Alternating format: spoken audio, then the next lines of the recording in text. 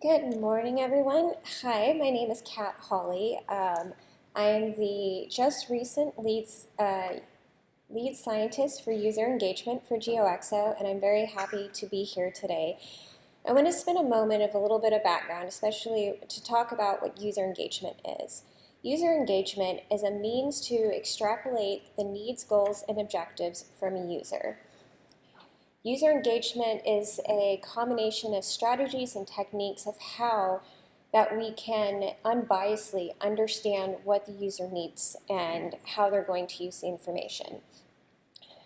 The practices that I use a combination of scientific analysis with value of information, jobs to be done theory, and customer service theory to really understand what is the impact of the value, how the data is being integrated into decision making, and what that means for their job in every aspect, from the preparedness of how they first think about their job to the point of the execution of the act of what they're trying to achieve, and then what they do after, and what is the impact, not just to them, but to society.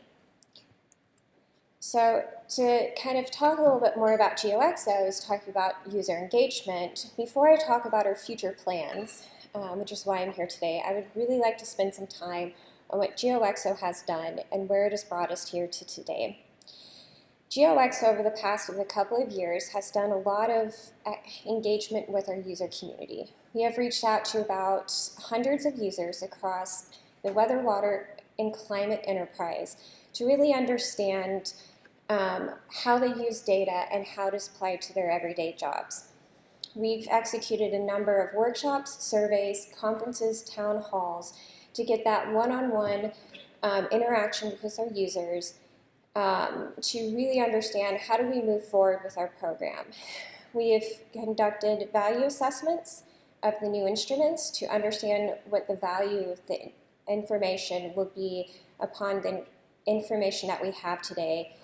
And we have also gone to the No Observing Council with the information that we found. So what we did is that we did a series of workshops. We extrapolated tons of needs. We've heard from forecasters to data simulators to really understand what their problems, what their challenges, what their barriers are. And then GeoXO stood up called the Zorwig, and they were the technical translation from the needs that we heard. And then that information was then sent to the requirements from how we plan to move forward with the instruments, and then they've decided on a set of potential constellation that we will move forward from GeoXO. And I also want to mark that GeoXO has completed milestone number 1, and we've officially initiated the program. From those workshops, what we have found that the continuation for current needs, data for short-range forecasting, severe weather watches and warnings, monitoring hazardous environmental conditions. This includes everything from what we've heard continuously from tropical storms, severe storms, from issuing those tornado warnings, fire, smoke, and volcanic ash. And these needs will be delivered by the imager and the lightning mapper. But from the workshop, we constructed mission agnostic, sensor agnostic practice. And we did that so that we just didn't focus on the current suite of instruments that we have on GOES, but how can we do better? How can we make a greater impact across not just the weather enterprise, but expand to the ocean community and the climate community as well? What we did was we heard from those workshops, we heard that there needs to be improved numerical weather prediction and local nowcasting, and that will be solved from the sounder. Hyperspectral sounder will be able to provide, for example, forecasters with that intricate understanding as there's a severe weather event that's unfolding. They will be able to see in real time what that environment is doing from the moisture temperature profile so that they can see the greatest risk for where the tornado's potential is. And also, they will be able to see in real time strengths for low-level jets and other potential hazards. We also heard that There's a need for monitoring dynamic coast and ocean features, ecosystems change, water quality, and hazards, and that will be delivered by our ocean color instrument. And then we also heard that we need to monitor air quality and help make the linkage between weather and climate, and that will be delivered by our atmospheric composition instrument. So the image that I show here, Andy has already shown, but this is what our proposed constellation is going to be. We will have a GeoWest, which will carry a visible and infrared imager, light and mapper, and ocean color, and also on the east it will be the same. And in the center, we will have a hyperspectral sounder, an atmospheric composition, and a partner payload. This will allow us to have full coverage, that we will be able to see those intricacies with the ocean community and ocean resources, but it would also allow us to see the greater threats that are occurring over the CONUS in that real-time perspective. So we have looked a lot in the past, and I want to kind of talk about how GeoXO is going to use the information that we have engaged with the users to plan for the future. We are developing a user engagement plan. This plan will help us define strategic goals that GeoXO can work towards so that we can be successful and that we can develop the most impactful products and to make an impact with our society. We've decided that our structure that we're going to do is define it based upon kind of 3 different phase approach: user needs, user sustainment, and user readiness. User needs, though, is kind of what I talk about the first phase. However, user needs and user readiness is very intertwined. They often go one-on-one. User needs is a collection, exchange, and assessment of user information where users identify needs, gaps, capabilities in different areas of society. We started a couple years ago to really understand what the user needs are. We had those workshops where we defined different scenarios, different jobs, and a collection of user communities to really understand what their needs and challenges are. That information fed into our instrument selection. However, that information will not stop. It will continue through the whole progression of our satellite mission. We will conduct user engagement to continue to inform instrument and spacecraft design and data delivery methods. We will also conduct user engagement and to identify needs to inform data products, services, service selection and design. Also to inform our calibration validation process and our data product and service evolution. We will not stop engaging with the users until the satellite goes down in space. I wanted to bring up the workshops that I talked about a moment ago. We conducted 5 workshops during 2020. We decided to break it down into a thematic structure, and we will continue to do this thematic structure through the life cycle of the satellite mission. We had a workshop to understand the fire community, the weather community, human health, agriculture, and oceans. We did this because Mike Pavlonis the other day talked about, used a great example of a puzzle. There are thousands and thousands of users, and it covers the whole weather, water enterprise and climate. And for a way for us to really understand and kind of piecemeal together that information, we're going to continue to go with this thematic structure because it allows us to develop what we call personas. And those personas are a way for us to develop these type of fictional characters to really understand how people utilize data and how it's integrated to their jobs, and also extending all the way through multiple aspects of society. So we've worked with fire, weather, human health, agriculture, and oceans, but we plan to also extend these thematic communities out, for example, climate, water resources, transportation, and so forth. The second aspect that I'd like to talk today is about user readiness. User readiness is a process to exchange information from a program to a user to expand existing knowledge of user needs, to understand all dimensions of preparedness, and develop a complete understanding of the intent and scope for execution of readiness management. So what this basically means is that this is a way for us to understand gaps, new gaps, deployment methods that are necessary to understand process readiness, data readiness, organizational, and culture readiness.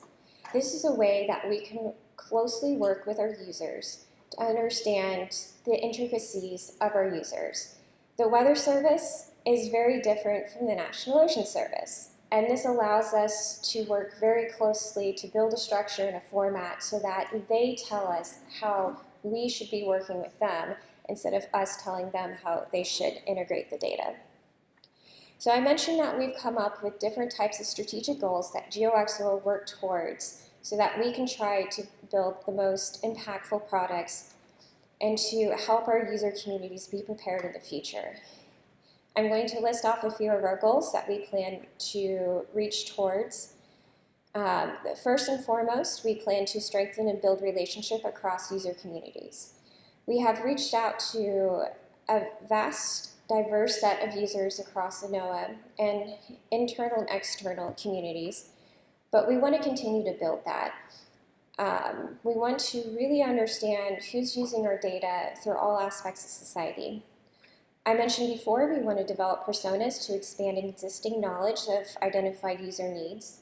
Before, we had these workshops and they helped us understand a very broad perspective of user needs, for example, with fire. But these personas allows us to really understand what are the top priorities within the fire community, and it helps us break down their job structure of what they're trying to accomplish so that we can really understand what their point of execution is, how do they prepare for their job, what do they do after they execute their job, and what does that mean for society. And I'd like to give a slight example of what that means. So say a National Weather Service forecaster is issuing a flash flood warning. The persona is a forecaster issuing a flash flood warning itself. We break down the structure to a forecaster sitting in their office. They've hit that button through AWIPS. It took a few seconds for it to go out through the emergency alert system. And so we break down the structure of understanding what is the most centric aspect of their job, and then what type of data do they get to issue that flash flood warning. So is it moisture, lift, and instability? But what does moisture actually mean? Is it a precipitable water through the whole atmospheric profile, or is it layered precipitable water, or is it moisture advection, and so forth? And then we break it down to what do they do for preparation for their job, down to how do they wake up first thing in the morning and they know there's going to be a flash flood over their area, or do they need certain data pieces to prepare for that, and what does that look like? And then what happens after they issue that flash flood warning? What type of case studies do they do afterwards? Do they need additional information to modify that warning, or will they expire it depending on what they're seeing in real-time data? And we will do this through across multiple sectors of society. We will implement scientific advancements centered around user-driven needs. We will continuously work with our user community to understand, with our new suite of instruments, what type of scientific challenges that we need to focus on. We will also communicate clear, defined expectations for the end user and feasibility of future solutions. We hear a lot of, this is my challenge, this is my barrier, but oftentimes that either that's the solution for that is not within the NOAA mission, or it's just not feasible. Our satellites will not see down to the specific street level and see someone driving in their car. That's not our mission. But what we can do is give them a feasible example of this is where the freezing rain is and this is where the liquid rain is, so that they understand what the danger is that they're facing. We will also strive to conduct data readiness assessments and activities to understand all dimensions of readiness that are considered to define acceptance criteria. And what I mean by this is that we will conduct OSCEs and OSCEs around user needs and to really understand how the data is going to be utilized and how it will improve certain systems. But our goal is to not do the traditional OSCEs where we look at the percentage of improvement of the data itself, but add that societal impact, add how that information improves the decision-making part of the user. For example, if a forecaster had X amount of improvement on an atmospheric river, and they can see it within see the layer of the moisture and the depth and the intensity of it a few hours sooner, how would that change their decision? How would they issue that flash flood watch, or how would they integrate with the user community to let them know there's a real threat and that you need to enact your emergency response components? We will also conduct process readiness assessments and activities to uncover technical hurdles and constraints for successful service delivery. So to this community in specific, what does that mean for direct broadcast? What is the information that's absolutely necessary as we move forward and plan for the future? And what is the best format that we provide our information for? And how is that integrated into the user systems? We also connect with NASA missions, so the early adopter programs. We are reaching out to Tempo, Pace, and Glimmer at the moment to understand what information that they've gathered from user needs and how we can best integrate that information into our decision-making processes so that we can better prepare our users for the future once GeoXO arrives. We also plan to utilize the NOAA Pathfinder initiative to understand societal impacts. So there's a relatively new initiative at NOAA that works with external NOAA communities to understand what the societal impact is. Mike Pavlonis did an example of Wi-Fi. Wi-Fi is a company that's out of California that takes weather data information and then combines it into a single format that information is directly into the hand of first responders in California. To be able to have these type of connections allows us to have a deeper footprint into the user community and to their understanding of how the data is being used. For example, we conducted a tabletop exercise with the local emergency management to understand how data is used when they receive notice of a wildfire, how that information changes through the expansion of the wildfire, and how does that change the response to fighting the fire. So we did the Bobcat fire, and we looked at how information from initial first response and how the explosive fire, how the fire modified into an explosive fire, and what that meant for deployment of resources to protect communities around that area. We plan to work very closely with other programs within Nestis to inform our portfolio management and optimize Nestis level requirements and allow for portfolio development. So what this means is we are going to engage with our users to help make certain that we have an understanding of what the best products that we need to develop for future portfolios. So looking at communicating with the ocean community so that we develop the best ocean color products moving forward.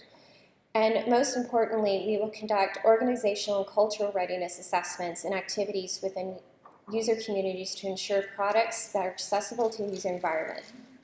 I mentioned before that we've done a lot of work with the National Weather Service. Nestis has a pretty good understanding of the culture of the Weather Service, but with GeoXO shifting towards a different set of instruments with the ocean color and atmospheric composition, we are embarking into a greater set of user communities that we've had before, and that's something very different.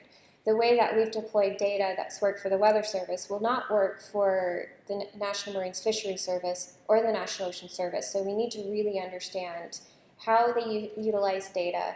What does that look like? What is the system that they plan to visualize the data, and how they plan to integrate that into every aspect of their job?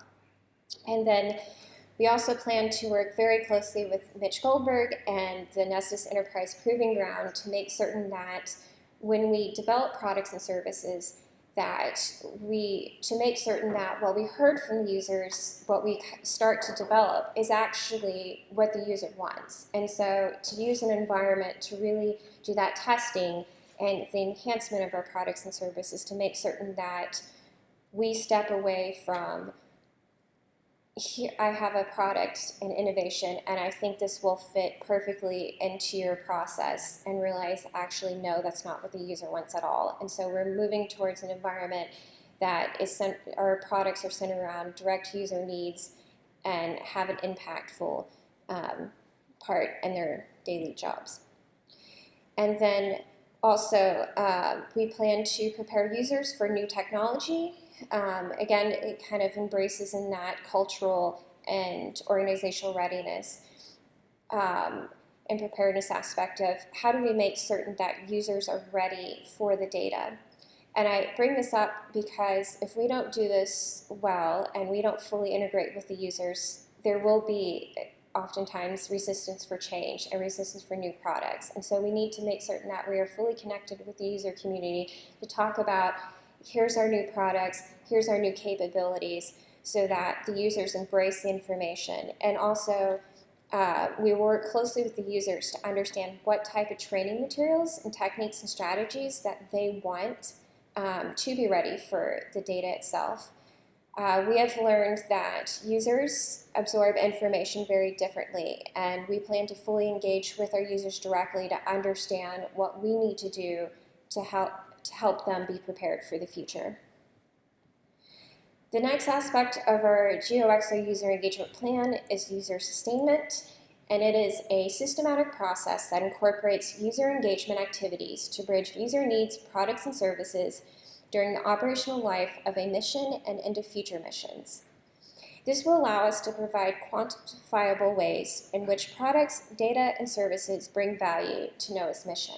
So user sustainment typically occurs after the satellite launches, and it's a way for us to constantly engage with the user community to make certain that we did get it right and to understand how it impacts different areas of society. So for example, this is really key where the NOAA Pathfinders community comes into play so that we understand how it impacts all areas of society and what areas that we need to still improve in and how we can make our products and services better moving forward. So I stand here today asking you for your advice and your thoughts as we embark in this process and journey in the future. And we really want to hear from you. And I ask that this be a platform that we can really start to learn about your needs, your objectives, and how we can get there for the future. Thank you.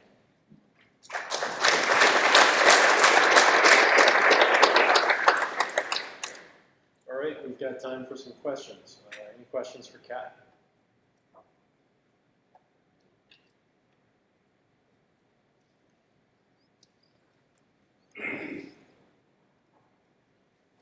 Thank you for this. Is a great initiative. Also, again, so I'm CSPP centric, so allow me to be a little bit biased in the question of CSPP because it's so relevant to all of us for years to come. So I wrote it down. My questions, just to be sure. Do you see CSPP workshops?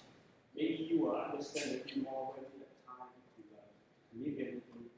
This workshop that we have been conducted, including the motion theory relevant to all the satellite data provided from the NOAA satellite, and the exploitation of real income, in addition to the tools that we developed. I consider CSPP as a tool,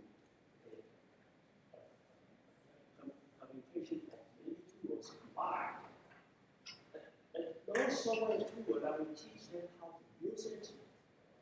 Where this type of workshops that you've conducted so far, that you see will be able to help you to support your GeoXO user readiness effort? So the shorthand answer is yes. We want to understand how this capability can be continued in GeoXO and what that looks like.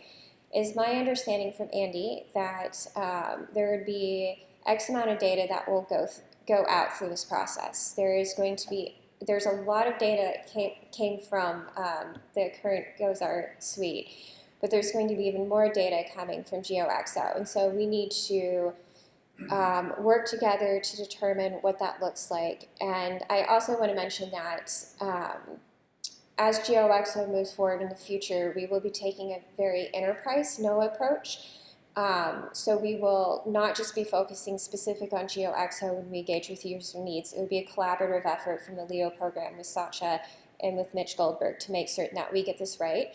Because while I think it's very important to really understand how we can prepare for GeoXO and what that looks like for this for CSPP, I think it's critical that this information is shared across the Nestis and NOAA enterprise so that we can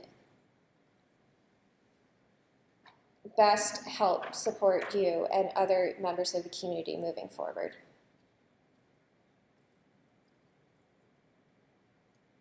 Any other questions for Katherine?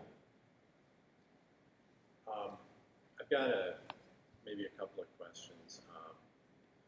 The first is, well, for direct broadcast users who are not, at NWS or part of a government agency, it can be sometimes hard, I think, to communicate with NOAA or to know who to talk to. So what kinds of opportunities will there be for direct broadcast users? Apart from this meeting, and I'll repeat what I said to Andy, I hope you're planning to stick around for the discussion. I'm really happy you're here. But going forward, what kinds of opportunities will there be for direct broadcast users to maybe participate in some of these workshops or discuss their user needs with NOAA? So we do definitely plan to have many either workshops, listening sessions, interviews moving forward, and there will be many opportunities. NOAA will announce at, say, conferences or different type of workshops and sessions of different planning activities that we have to understand user needs. And so as we plan to move forward in the future, what we can do better from GeoXO side is to do a better job at reaching out to different communities to inform the user community that we will be having these. And I think since now, so I've only been the lead scientist for GeoXO since June 1st. So I am relatively new to supporting this mission. But I think it's trying to attend as many different workshops and different types of avenues for engagement as possible to learn about the different user communities so that we can move forward to make certain that a diverse set of users are included. But please reach out to our leadership for Nestis and at NOAA and to ask for these type of opportunities that come up outside of the ones that we advertise for. I don't have any at the moment for GeoXO planned, but we do plan to do that, to plan for what type of activities and workshops and listening sessions we want to do next over the course of the next few months. So I guess stay tuned and we will continuously advertise these events. Okay, excellent. That's good to hear. And then my second question, well, for those of us who went through, who were involved in algorithm development for GOZAR, and I don't know if you'll know the answer to this question or not, but there was an issue that came up that early on the requirements were set and they were fairly rigid. And then after launch, in particular, there were some, it became clear that there were some other products that could be developed or some changes, but if they weren't supported by requirements, it was hard to get those things done. So I'm wondering if there will be more flexibility in the requirements to do the kind of user sustainment things that you were talking about, where it could come from the user community, it could come from the algorithm developers, but potentially new and innovative products can be developed that weren't in the requirements. And this may not be a question for you, maybe it's more a question for Andy, but I just thought I'd throw it out there. So I will try to answer this the best way possible. Nestis is transforming the way that we do product portfolio management through a process where we are breaking down, say, for example, current products that are out, the suite of products that we issue, and our innovation portfolio of how can we best support user needs. And Mitch Goldberg is leading that effort. We, in this process of this new portfolio structure, we are working on a technique and a strategy so that we can feed the continuous user needs that we're finding out. So throughout the years, as the needs evolved, we will have a process to bring in this information to provide to our portfolio managers to reassess, here's the products that we are thinking about doing for GeoXO, and modify that structure.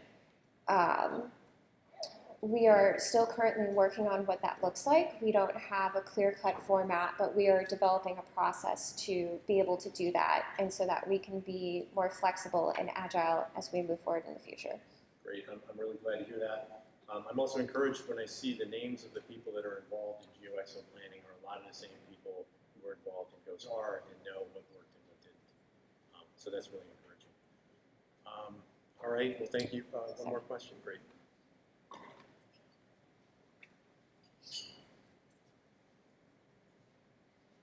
Thank you very much for stepping up to this challenge.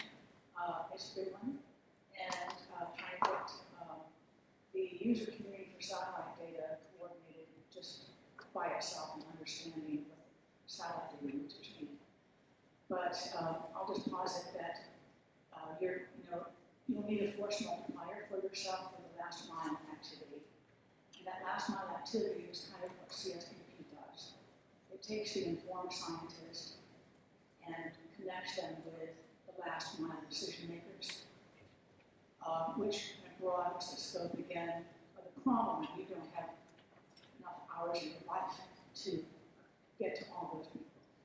So it's not just CSPP, but there's a number of other activities across the line offices where they take their informed scientists and engage with their users and customers. I mentioned to you yesterday the data acquisition plan that IBS has been working with fisheries, and they've talked to 500 people. If you want to know about personas, go to the Fisheries Science Council and talk to commercial fisheries. There's plenty of personas in there, I can assure you. So I'm just saying that it strikes me that it might be helpful that rather than trying to think about all the workshops you need from your point of view, is to do that kind of inventory across NOAA. Here in the Great Lakes, there are the regional coordination teams. The forecast offices are very, very active in their communities. They know what kind of data they need. But it's taking your informed scientists and using them as force multipliers to connect directly to the actual decision maker, the government, the industry, the community. And I think there's a lot of material already there that you might be able to mine. And we're ready to help when we can to make sure we get the best use out of all this multi-billion-dollar investment. So it's not really a question, but maybe there's just an offer there. Let us help you. Yeah, no, thank you so much. What I love so much about going to these type of meetings is to learn about our community and how we can do a better job with engaging to that and understanding what's already been done and how can we utilize that to move forward to be successful. So thank you so much for speaking up, and we will be in touch to use the information that's already learned to how we can take a leap forward. So thank you.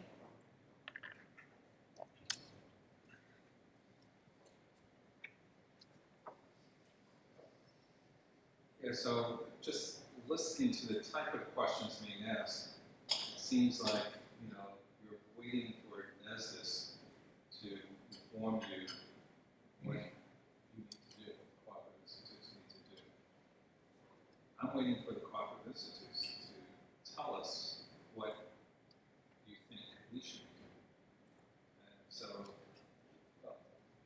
he's gone, but when Alan was saying, hey, we need more support in the CSPP, things like that, what do you want from us? We really have to have you guys also think. You've been working on LEO and GEO programs for decades.